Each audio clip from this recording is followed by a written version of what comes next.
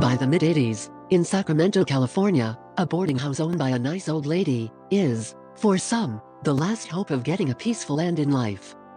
The name of the owner was Dorothea Puente, a motherly figure known as a caring woman, who opens her house to strangers, in exchange, of course, of a payment. The system knew the conditions of the house, that were very good. Nice rooms, always clean and very well painted. All seemed well.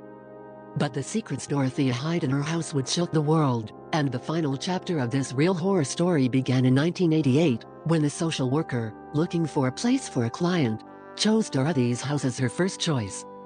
She had found that man walking on the street, alone, and talking to spirits, as he said. A harmless man who needed care and attention. His name was Bert Montoya.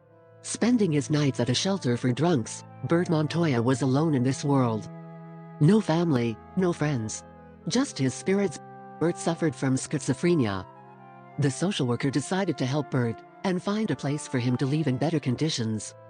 So they ended up on 1426 F Street, the boarding house owned by Dorothea Puente. At that time, Bert Montoya joined other tenants who also had alcohol and mental problems. In order to handle all these individuals, Dorothea had to have strict rules. If you get late to a meal, for instance, you eat nothing until the next one. One of the rules was to take care of the yard. Dorothea loved to keep nice and clean. But Dorothea Puente's boarding house wasn't as harmonious as it seemed. She couldn't tolerate uncleanliness, and was always complaining to others how dirty her tenants were. In 1988, after just 4 months there, another tenant named Ben Fink disappeared. Nothing uncommon at the time.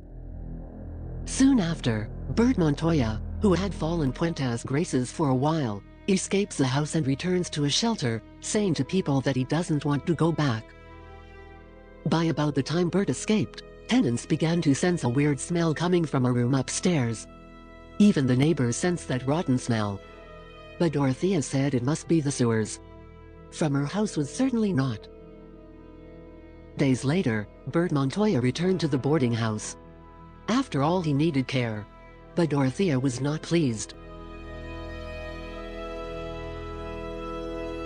In a few days, Bert disappeared.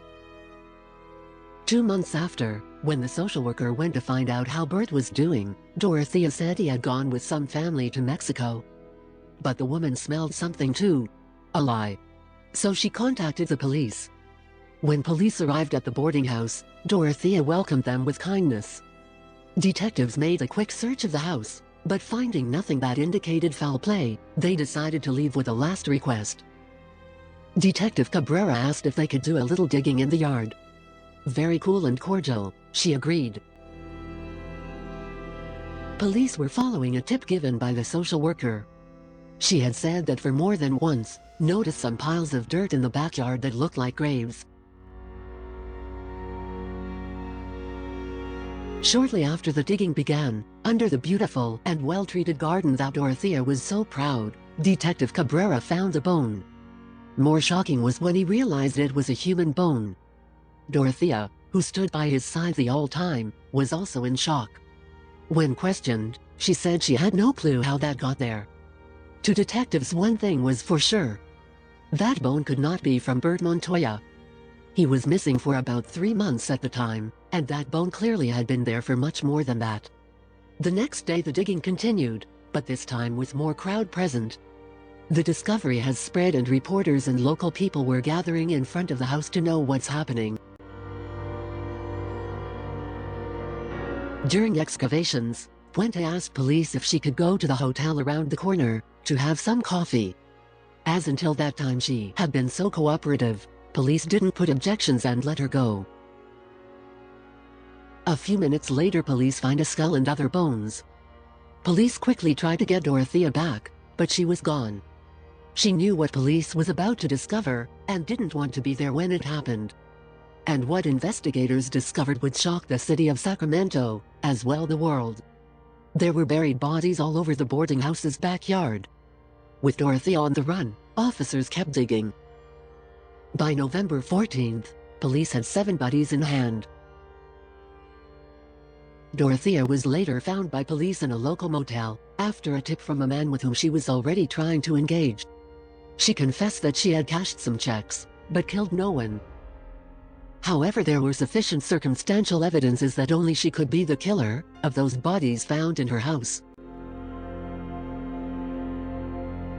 After the autopsies and subsequent identification of the victims, authorities said Puente had drugged and killed her victims and stole their social security checks, then buried them in the yard.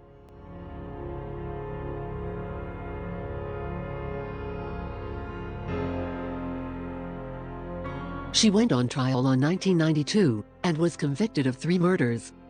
The jury didn't reach verdicts on the other murder counts. Dorothea Puente was sentenced to 2 life sentences and a concurrent 15-year-to-life sentence. She died in prison in 2011, was 82 years old.